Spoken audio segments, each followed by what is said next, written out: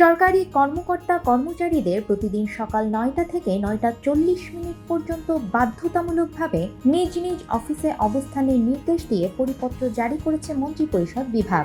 সোমবার মন্ত্রিপরিষদ সচিব নাসিমুল বনী স্বাক্ষরিত এক পরিপত্রে এই নির্দেশনা দেয়া হয়।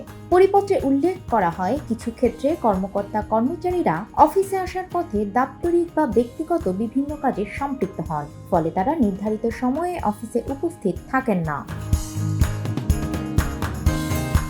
এ অবস্থায় জনসেবা নিশ্চিত ও দাপ্তরিক কাজে গতি আনতে সরকারি, আধা সরকারি, স্বায়ত্তশাসিত ও আধা স্বায়ত্তশাসিত প্রতিষ্ঠানের সব কর্মকর্তা কর্মচারীকে সকাল ৯টা থেকে ৯টা ৪০ পর্যন্ত অবশ্যই নিজ অফিস কক্ষে থাকতে হবে।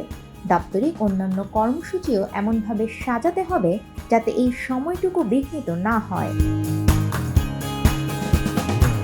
পরিপত্রে বলা হয়, সরকারি কর্মচারী বিধিমালা ২০১৯ এবং সচিবালয় নির্দেশমালা ২০২৪ অনুযায়ী সব সরকারি, আধা সরকারি ও স্বায়ত্তশাসিত প্রতিষ্ঠানের কর্মকর্তা কর্মচারীদের নির্ধারিত সময়ে অফিসে আসা যাওয়া বাধ্যতামূলক। তবে কিছু ক্ষেত্রে এ নিয়ম কার্যকর হবে না, যেমন শিক্ষা বা প্রশিক্ষণ প্রতিষ্ঠানে কর্মরত শিক্ষক ও অনুষদ সদস্য যারা প্রশাসনিক দায়িত্বে নেই।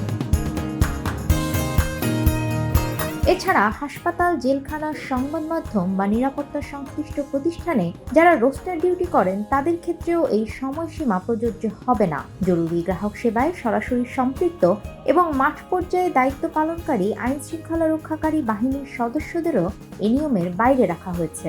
দাপ্তরিক কাজ ছাড়া অফিস চলাকালে অফিস ত্যাগ না করার নির্দেশ দিয়ে বলা হয়েছে, এই পরিপত্র অবিলম্বে কার্যকর হবে।